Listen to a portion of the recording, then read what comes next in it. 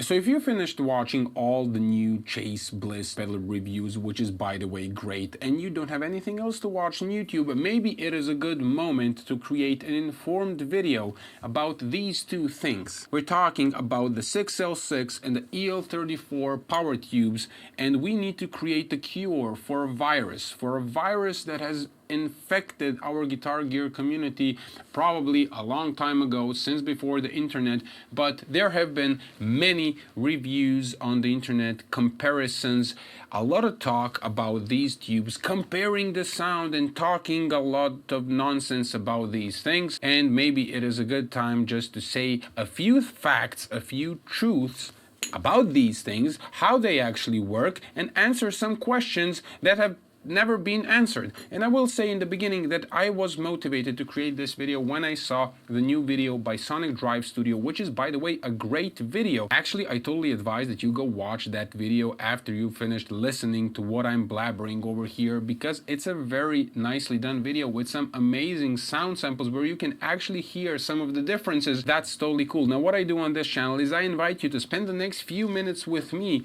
and my shroom cup, just this time talking about some of the bullshit that has been circulating on the internet, and maybe you're gonna learn something useful.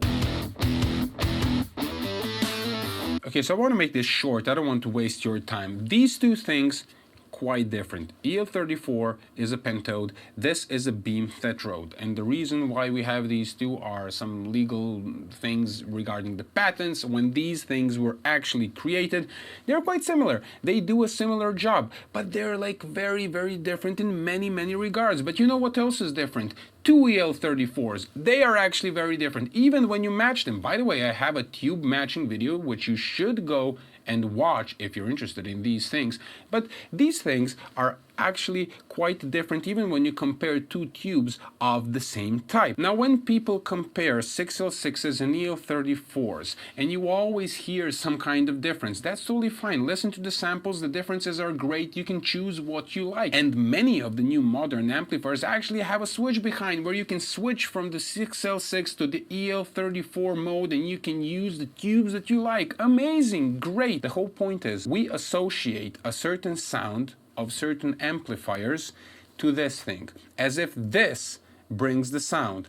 Well, this does bring a sound along with the entire electronic circuit of the amplifier, so that makes this only a part of your sound, and for sure, in some way it's going to affect the sound. But the important thing is that this sounds exactly how the circuit wants it to sound.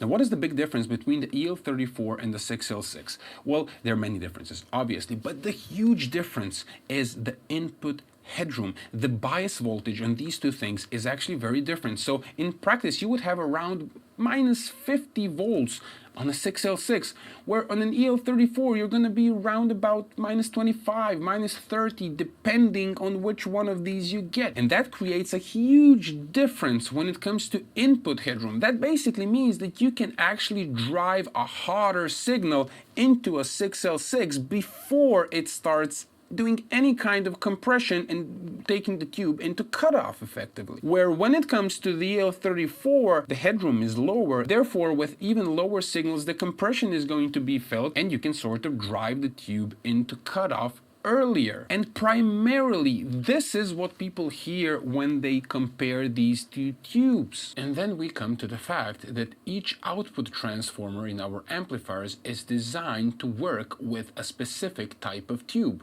which makes the biasing and tone story even more complicated. But that is obviously out of the scope of this video. Now, obviously, we're gonna ask now the question, okay, Marco, since you are a smartass like this, what would be the correct comparison between two sets of tubes? Well, I will say immediately that comparing 6L6s and EL34s doesn't make any sense. We are talking about a huge change in the circuit, which affects the sound drastically, and there is no point in talking about other parameters of the tube, which are different between these two tubes, if the input headroom is not the same, if the bias voltage is not the same. So making comparisons between tubes is actually really, really tricky. Now, if we would want to create a comparison between a 6L6 and something, we would need to find a tube that has similar operating conditions as the 6L6, and then we would need to bias them to some similar operating conditions. And then when we take away some of these obvious differences, we can listen to some other parameters like transconductance. So I'm gonna say it again. Comparing EL34s and 6L6s doesn't make any kind of sense because the 6L6 will have more headroom on the input, therefore it's going to sound different. Now, what can we compare? Well, maybe a good comparison is, for example, a KT77 and an EL34. They are both pentodes, similar operating conditions, and if you could dial in the circuit and find tubes that are relatively similar, all right, then you can dial it in and make these two tubes work in a relatively similar electronic circuits, and then we can sort of pick out, okay, so the EL34 is like this and the KT77 is like that. For sure, there's some other tubes like the 6CA7 which kind of bias is similar to the EL34s but has a bunch of other characteristics different. Now obviously you've all heard of the 5881, which is supposed to be like the 6L6. Well, the 5881 actually is very similar to the 6L6 in its architecture and by some other parameters, but the biasing is actually similar to the EL34, which makes it a good candidate for a comparison video like EL34s versus 5881s. Now it's also worth saying here that if you manipulate the electronic conditions inside of the amplifier, you can actually make these things sound very, very, very similar. Because as I said again, these things under the same operating conditions, since they're different, obviously they're going to sound different. But if you start manipulating the electronic conditions that they operate in and create different electronics conditions for like different types of tubes, you can actually dial them in so the resulting tone is very similar. And you have many examples of that. Stephen Fryette tried to prove it with the 6550 based amplifier that everybody hates the 6550. Well, you can dial it in so it sounds good. You just need to use a different transformer. You need to use different operating conditions and that kind of stuff. By the way, I feel like I sound very angry in this video. Maybe I should take it down a notch. Now, what are some of the questions that the people are asking constantly? I actually said that I'm gonna take it down a notch. Now, there are some regular questions that people usually ask when it comes to tubes. And a lot of the times people would ask, can you substitute an EL34 with a 6L6 and vice versa? And we're going to explain just that right now. So if you have an amplifier that is 6L6 based and you want to put EL34s in that amplifier, that's usually not possible without modification. First of all, one electrode on beam tetrodes is actually connected to ground inside of the tube, which is not the case with pentodes, so you need to do it manually in the circuit. So if you would put an EL34 in a Fender amplifier, just don't do it. The second reason why you'd never put an EL34 in a 6L6 based amplifier is because these actually draw more current for the heaters. So only to just run the tubes to heat it up, it's gonna take almost 2 times more current than the 6L6, and a lot of transformers are not designed for that. That's pretty much the reason why you would never plug this in. The bias voltage you can modify and handle in the amplifier, but with all these other problems with the transformer, it's not really a good idea. Now, obviously, all the new amplifiers are designed with all these differences in mind, so you can freely interchange these tubes and everything is going to be fine. By the way, if you find this content useful,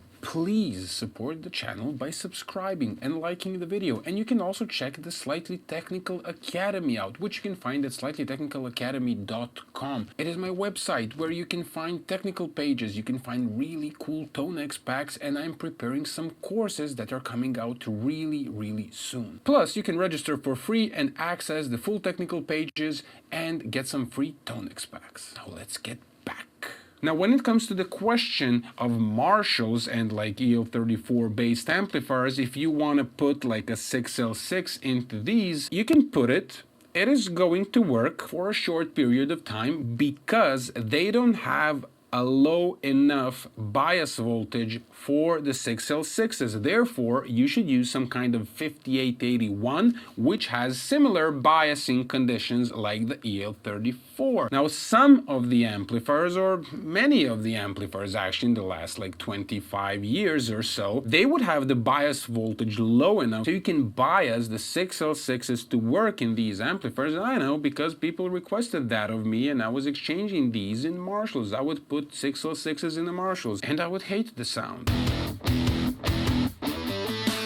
One very important thing to mention before I finish this crazy video that I'm making right now is that a lot of the amplifiers that have the EL34 6L6 switch only switches the bias operating conditions. It doesn't switch anything on the output transformer. These two devices require different output transformers, so you would get sort of like maximum performance, best tone, or whatever you want. The reason Marshall sounds like a Marshall because the output transformer is designed to work well with the EL34s. The reason why Fenders sound great because their output transformer is designed to work great with 6L6s. And I'm absolutely sure that the new amplifiers do have some kind of tapping, switching, or they create some output transformers that sort of work okay with both tubes. Mesa Boogie doesn't do that. They just bias the tubes very cold. I just wanted to put that out. Now we have a lot of different tubes. We have the KT66s, we have the 6550 that I mentioned. We also have the 6CA7s, all different kinds of variations. But I think the important thing to get from this video is be reasonable. These are different devices. They're not meant to sound in any particular way. They're meant to work as part of a circuit. Depending on the circuit, they are going to sound very different. But also, if you manipulate the circuit, you can actually make them sound quite close. All right, so how do you, as a regular guitar player who is not really interested in all this stuff, how do you benefit from all this blabbering that you've been listening in the past few minutes? I would say the number one thing is knowing all this stuff, you will be able to make better buying decision. You will not be subject to manipulation from the industry, which is clearly happening because a lot of adjectives are used to describe these things, and when you buy this thing, then you will, get the more like British sounding amplifier and that kind of stuff. Now, I totally understand that we do associate an EL34 with the British sound, and we associate the 6L6 with the American sound, and that is not because these tubes are American or British. That is because most of the amplifiers that we play today are actually based on these old amplifiers, and rarely any amplifier is in any way original. But that doesn't mean that this thing compresses more and that this thing has more headroom. It has to do with the old circuits that they were used with. There are some new amplifiers which don't fit the old architecture, and in those amplifiers all the adjectives that the industry uses simply doesn't work, because with different electronic conditions an amplifier with EL34s can have a whole shit ton of headroom. Furthermore, the more real knowledge you have will make you more self-confident. You're gonna feel more safe about your decisions. You're gonna feel more secure about your opinions. You will not need to wait for somebody else to give you an opinion so you can develop one. Again, we're coming back to somebody telling you how this thing is supposed to sound like. And I do believe that building a healthy dose of skepticism towards everything, where you are going to question and actually trust yourself and trust your ears, goes a long way